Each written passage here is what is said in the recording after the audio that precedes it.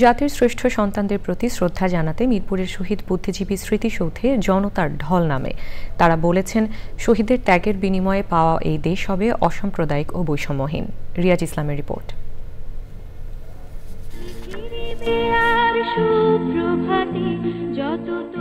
মুক্তিযুদ্ধে ৯ মাস রক্তগঙ্গা পেরিয়ে গোটা জাতি যখন বিজয়ের দ্বার প্রান্তে, ঠিক তখনই জাতিকে মেধাশূন্য করার জন্য দেশবরেণ্য শিক্ষক, বিজ্ঞানী, সাহিত্যিক, সাংবাদিক সহ মেধাবী সন্তানদের নির্মমভাবে হত্যা করে পাকিস্তানি বাহিনী ও তাদের এদেশীয় দোসররা।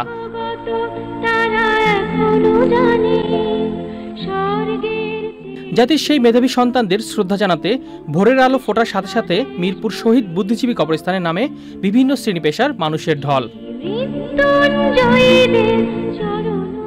মুক্তিযুদ্ধের চেতনা ও ইতিহাসের সাথে পরিচয় করাতে সন্তানদের নিয়ে আসেন অনেক বাবা মা। নাতির আনা উদ্দেশ্য হলো যে আজকে বুদ্ধিজীবী হত্যা দিবস, যে বুঝতে পারে যে এই দিনটায় আজকে বুদ্ধিজীবী হত্যা করা হয়েছে। শহীদদের শ্রদ্ধাঞ্জলি জানাতে আসছি। বাংলাদেশ সম্পর্ক জানতে আসছি। আমরা নতুন প্রজন্ম নিয়ে আসছি ইতিহাস জানার জন্য। বাংলাদেশ আরো উন্নত হোক এবং পৃথিবীর বিভিন্ন যে প্রযুক্তি আছে, উন্নত প্রযুক্তি, সেগুলোর সাথে তাল মিলিয়ে চলুক। উদার, গণতান্ত্রিক ও মানবিক চিন্তার হৃদয় ধারণ করে মুক্তিযুদ্ধের সঠিক ইতিহাস নতুন প্রজন্মের কাছে তুলে ধরার তাগিদ বিভিন্ন শ্রেণী পেশার মানুষের। একটি অসাম্প্রদায়িক বাংলাদেশ প্রতিষ্ঠা করা, সেই যে আকাঙ্ক্ষা, আমরা সেই আকাঙ্ক্ষা প্রতিষ্ঠার যে লড়াই, সে লড়াই অব্যাহত রেখেছি। ধর্মীয় সম্প্রীতি যুক্ত একটা বাংলাদেশ, সবাই একসাথে থাকবো। এই সন্তানদেরকে শেষ করে জাতিকে মেধাশূন্য করার জন্য তারা চেষ্টা করেছিল।